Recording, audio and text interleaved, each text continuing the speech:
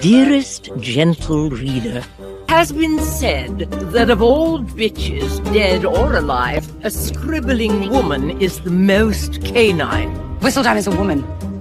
Therefore, she has nothing. And still, she writes. If that should be true, then this author would like to show you her teeth. Dearest Gentle Viewer, while the rest of the ton is busy obsessing over which Bridgerton brother is currently brooding in a well-tailored waistcoat or which debutante has been named the season's diamond, they are missing the most fascinating story in the room. It's a story happening right under their noses, tucked away in the literal shadows of the ballroom, usually wearing a very loud, very unfortunate shade of citrus. We are talking, of course, about Penelope Featherington. For 2 seasons, she was the girl no one danced with, the sister who was a constant disappointment to her mother, and the friend who was always content to play the supporting role in Eloise's or Colin's much louder lives. But Penelope isn't just a background character in someone else's romance. She is the secret protagonist of the entire series. She is a masterclass in the power of being underestimated. While everyone else was playing for status and marriage, Penelope was playing for the narrative itself.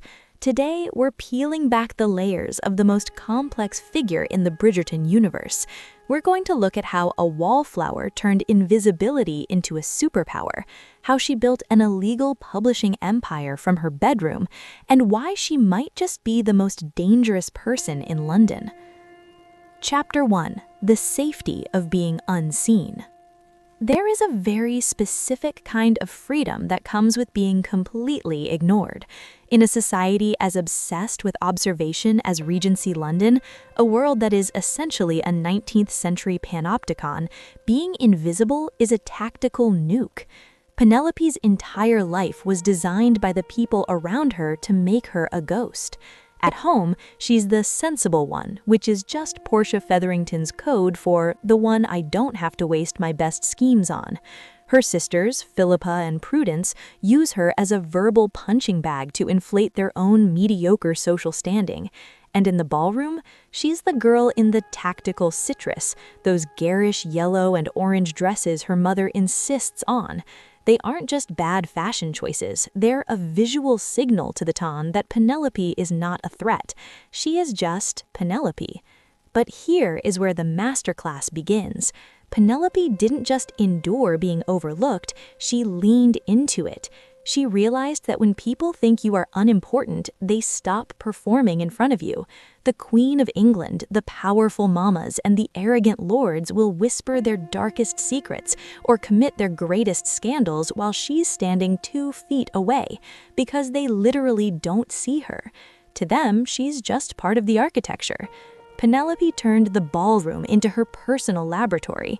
She learned the rhythms of the ton, the nervous habits of a gambling lord, the secret glances between forbidden lovers, the rising debts of the elite. By the time anyone realized she was worth watching, she already had enough intelligence to bring the entire social hierarchy to its knees. She proved that the spectator doesn't just watch the game, they eventually own it. Chapter 2. An empire built on floorboards. Now, let's talk about the hustle, because Penelope Featherington is low-key the most successful self-made entrepreneur in London. While the men of the ton were inheriting their wealth and the women were securing it through strategic marriages, Penelope was out here earning it. And she started while she was still essentially a child. There's a staggering duality in her character that we see whenever she leaves the safety of her home. In the daytime, she's the shy, stammering girl who can't hold a conversation with Colin Bridgerton without turning bright red. But at night, or under the cover of a commoner's cloak, she transforms. We see her in the East End, sitting across from grizzled printers, negotiating paper costs, distribution networks, and protection money with the coolness of a corporate shark. She isn't just a writer, she's a logistics expert. She handles the legal risks of sedition and libel in an era where you could be vanished for insulting the crown. And then there's the money. We see her pull up a floorboard in her bedroom to reveal a hoard of thousands of pounds. In today's currency, that's hundreds of thousands, potentially $1 million. While her mother was frantically trying to marry off her sisters to avoid bankruptcy and social ruin, Penelope was secretly the wealthiest person in the Featherington house. She was financially independent in a century where women were legally considered property. She didn't need a husband for security, she was her own bank. The ultimate irony of her wallflower status is that she could have bought and sold the ballroom that refused to ask her a dance. Chapter 3. Scandal as a survival tactic. We have to address the problematic elephant in the ballroom. Penelope Featherington is not a saint, and that is precisely why she's the most interesting character to analyze. She has made choices that are quite frankly brutal.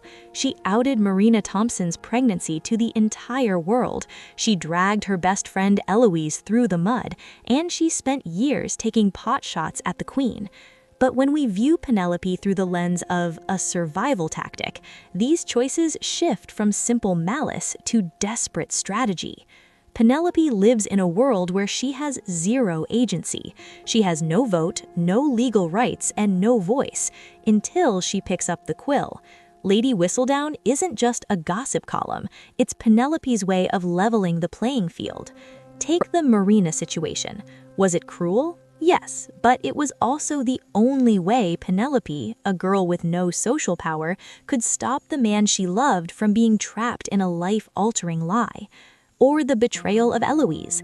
It was a surgical strike designed to save Eloise from the Queen's much more permanent wrath. This is the duality of the Wallflower. Her quill is a shield for herself and a dagger for her enemies. She operates in a brilliant shade of moral gray, proving that in the shark tank of the Ton, you can't survive without teeth. Penelope realized early on that the truth is a commodity. Sometimes you use it to protect, and sometimes you use it to punish. She didn't invent the toxicity of the Ton. She just found a way to weaponize it so she wouldn't be the one getting eaten. She's a player who finally learned how to rig a game that was always designed for her to lose. I know. It is no laughing matter. What I have done. In the beginning, I never thought anyone would take my writing seriously. Why should they? No one has ever taken any part of me seriously. I only realize now how common that feeling must be. To be a young lady to whom no one listens. Chapter 4. The Lady in Green. If you want to understand the moment Penelope Featherington decided to stop being a ghost and start being a person, you have to look at the color green. For 2 seasons, Penelope was trapped in a visual prison of her mother's making. Portia Featherington dressed her daughters in the loudest, most neon shades of yellow and orange imaginable, colors that were meant to scream for attention, but in reality made the girls look like decorative fruit. For Penelope, those yellows were a constant reminder that she was an extension of her mother's will, a girl being marketed but never seen. But at the start of her own story, Penelope makes a choice that seems small, but is actually a declaration of war. She changes her wardrobe. She ditches the citrus for a deep, sophisticated emerald, often called Parisian green.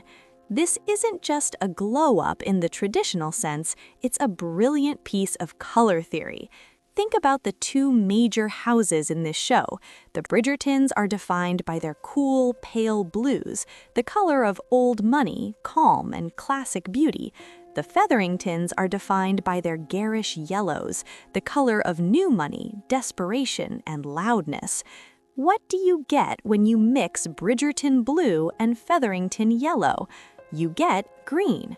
By choosing green, Penelope is visually reconciling the 2 halves of her identity. She is claiming the sophistication of the world she wants to join while maintaining the vibrance of the world she comes from. It's also the color of money, fitting for a woman who has more of it than most of the people she's curtsying to. This metamorphosis marks the end of her hiding. She is no longer trying to blend into the shadows, she is learning how to occupy the light, even if she has to squint while doing it. Chapter 5. The Butterfly Breaks the Net.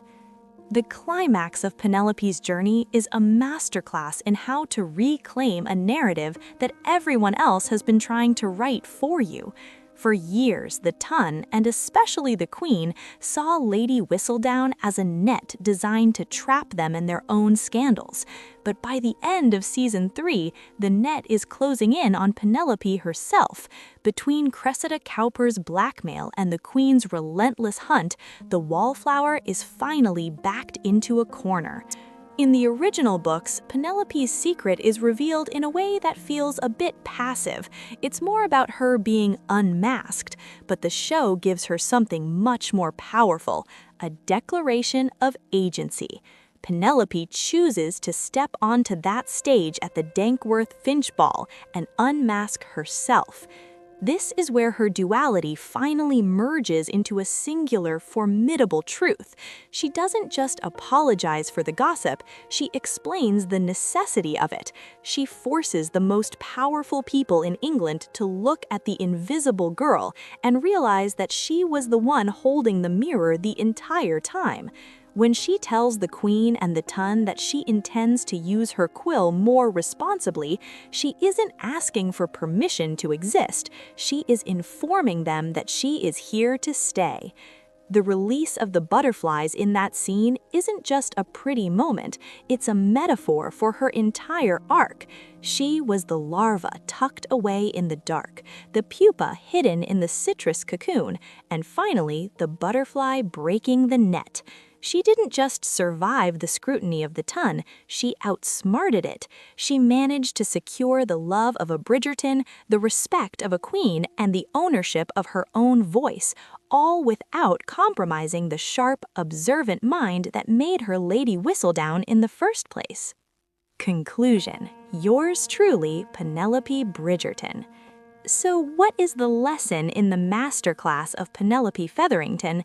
It's that the person you choose to ignore is often the most important person in the room. Penelope represents the ultimate underdog, not because she was weak, but because she was patient. She watched, she learned, and she built a life for herself using the very tools society tried to use against her. She proved that duality isn't a weakness. You can be shy and powerful. You can be a romantic and a realist. You can be a loyal friend and a ruthless truth-teller. By the end of her story, she isn't just Penelope anymore. She is a wife, a mother, a wealthy entrepreneur, and a respected writer. She turned the ballroom from a place of judgment into a place of triumph. And as she finally signs her name, not as a mysterious shadow, but as herself, she reminds us all that while it's safe to stay in the shadows, the real magic happens when you finally decide to step into the light. If you enjoyed this analysis and would like to see more, please consider subscribing and leave a like to support the channel. Thank you for watching. Yours truly, Missy.